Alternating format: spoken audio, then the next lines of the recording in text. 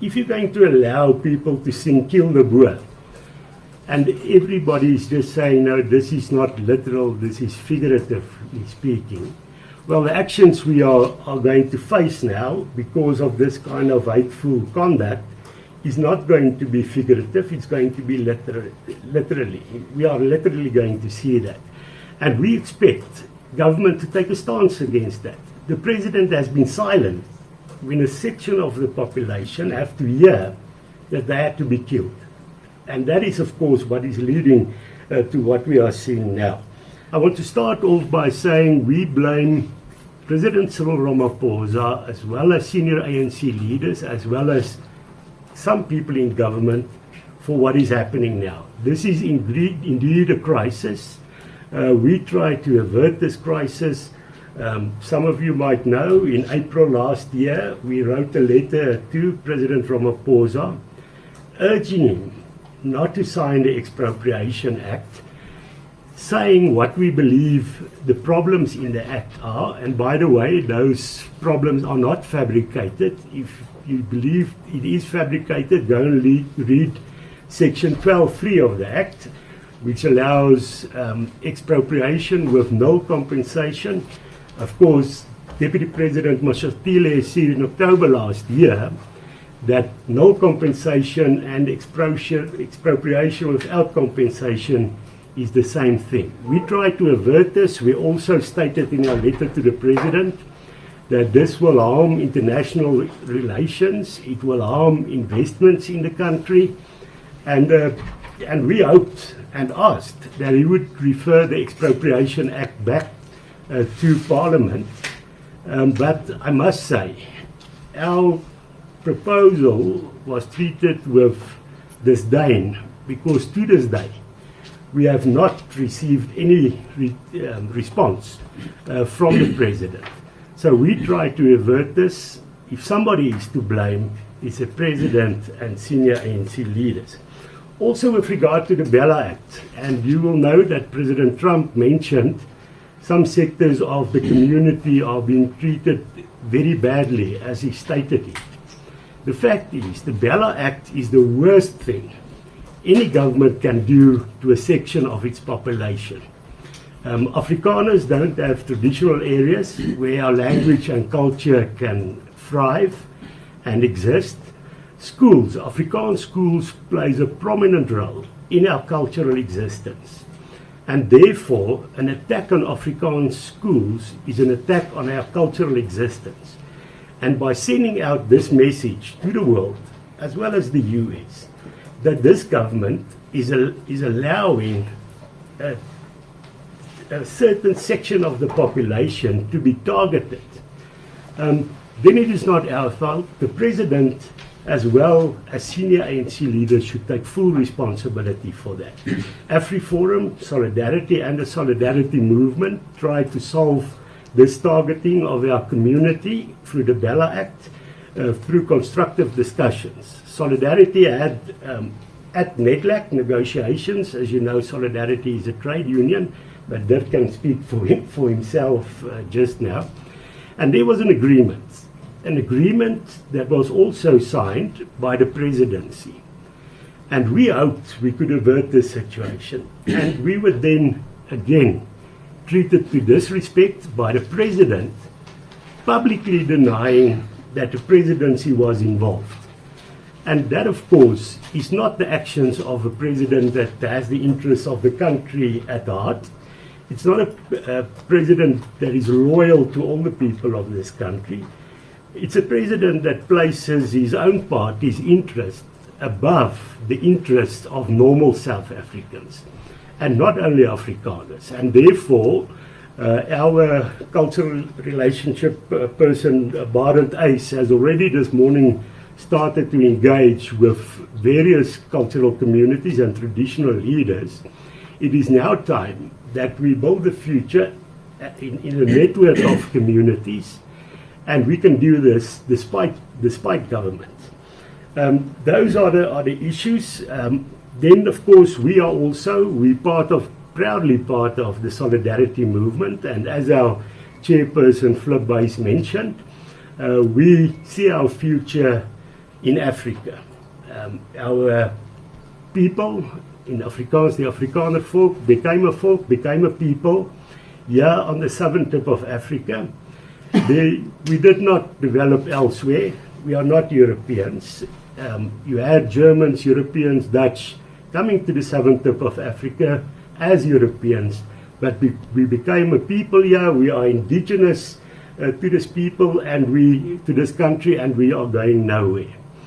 We want to also show appreciation to President Trump, as well as of course the US government, for recognizing and identifying the discrimination that Afrikaners are experiencing through racial legislation, through the BELA Act, through threats to property rights. Of course, hopefully that will help to also urge the various parties also in this country to go to the negotiation table to find amicable solutions that's in the interest of all in the country. So that we will do, but we have to state categorically, we don't want to move elsewhere. We are not going to ask our children now to move to another country. The fact is, our ancestors worked hard to make sure that we as a people are formed on the southern tip of Africa. We're not going to disrespect that. We also have the interests of future generations in mind. We also have to make sure that our culture is transferred to future generations. And that cannot be done abroad. You cannot in the long term, or there's a real risk. If you go to another country now, there's a real risk that your grandchildren will not say to you in the morning, "Hello, Opa." They would say something like, "Hi, Granddad," or something in that respect. And that we don't want. That is why we are committed to find solutions locally. What are those solutions? I think there's a two-pronged approach. Flip Buys mentioned the Afrikaner Declaration. In the first place, Afrikaners want recognition as a group, not privilege. We want to be, as anybody else, recognized as first-class citizens in our country of birth. That can be done in various ways, and I'll mention the proposals we have just now. Then, of course, we also have to solve the problems of the country as a whole and the other cultural communities.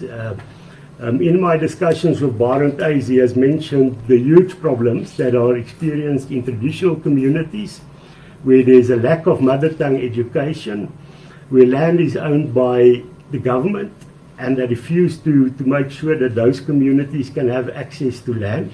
And this argument that these issues will be solved by the Expropriation Act is not true. The fact is, government does not provide land for communities. They take it for themselves, and they give permission for somebody to use it, and they can kick them off. So that's nationalization of land. And so this act will not solve that. It will worsen that. The government's land reform program has failed dismally. Why? Because they don't give property rights to people that get their land.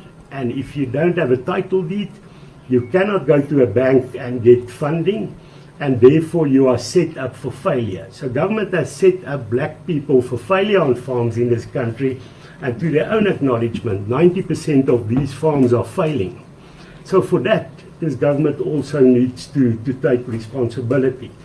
There is a land restitution program that we are in favor of, people that lost their land unfairly and was not compensated. In terms of that program, why does it fail? This government loves to blame other people for what's going wrong, to hide their own responsibility. When we saw last Monday what was happening in the country, the president did not come out and say, well, we will address these issues, things that we've done that we think can be changed. No, they tried to get the scapegoats. Now it was Afriforum's fault. You know, people used to always blame Jan van Riebeeck, but this week Jan van Riebeeck had an opportunity to rest. It was now all Afriforum's fault. And also with regard to land, the government should take its responsibility for what is going wrong in the restitution process. We've seen corruption. We've seen land being given to people that are connected to the ruling party, and we saw administrative chaos in that regard. The government has 4,000 farms, owns the largest chunk of land in this country, but again, without acknowledging that land can be used to take on inequalities in the country. They're now saying, well, white people, as they call it, don't want to be described in a racial term, we are Afrikaners. They say we own the most land in the country, which is false. It's the biggest part of what we see, or 20% of the country as a whole, the biggest part of commercial farming land. But commercial farming land is a small portion, because what is not seen as commercial farming land is traditional land that, of course, is not developed because people there are set up for failure. There are lots of other land owned by government which they refuse to transfer. So those are the issues. So don't come with false propaganda, and I'm not speaking to you, of course. We love the media, we believe in freedom of the press. We are speaking specifically to those that now create some crisis and say now we have to go and disrespect property rights. It will create more problems than those they are trying to solve. We've seen in Zimbabwe, it did not bring prosperity that everybody in Zimbabwe now have land. We've seen hyperinflation, we've seen millions of people leaving Zimbabwe. We have seen the economic collapse, and we are seeing people that are unemployed at the moment in Zimbabwe. We can be partners to help solve this land issue, but we are tired of being made the scapegoat for everything that is going wrong in the country. Then, with regard to solving other problems in the land, in the country, we believe that we can assist.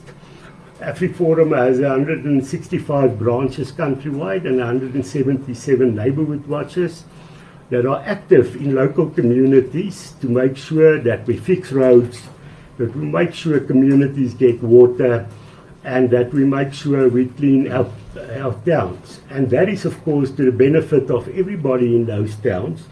And we will continue to do that as part of building relationships. What is our proposals? We believe there should be an amendment act with regard to both BELA, the BELA Act, as well as the Expropriation Act. We believe the government should review its foreign policy. The two biggest trade partners of South Africa, the biggest one is, of course, China. The second one is the US. And as a country where our economy is only 0.4% of the world economy, we have to make sure that we benefit as much as we can in the interest of people in this country. What we are unfortunately seeing is a government that has moved away from a policy of neutrality. We need to be neutral so that we can trade with both China and the US. But of course, I don't have to give the list. We mentioned it yesterday at another media conference, but we've seen a move towards anti-Western, anti-US sentiments, and we now are reaping the terrible fruits of that foreign policy that we have. The cultural code is necessarily, Dirk will speak about the 141 pieces of race legislation in the country. And of course, one important thing is hate speech. If you're going to allow people to sing "Kill the Boer," and everybody is just saying, no, this is not literal, this is figuratively speaking, well, the actions we are going to face now because of this kind of hateful conduct is not going to be figurative, it's going to be literally. We are literally going to see that. And we expect government to take a stance against that. The president has been silent when a section of the population have to hear that they have to be killed. And that is, of course, what is leading to what we are seeing now.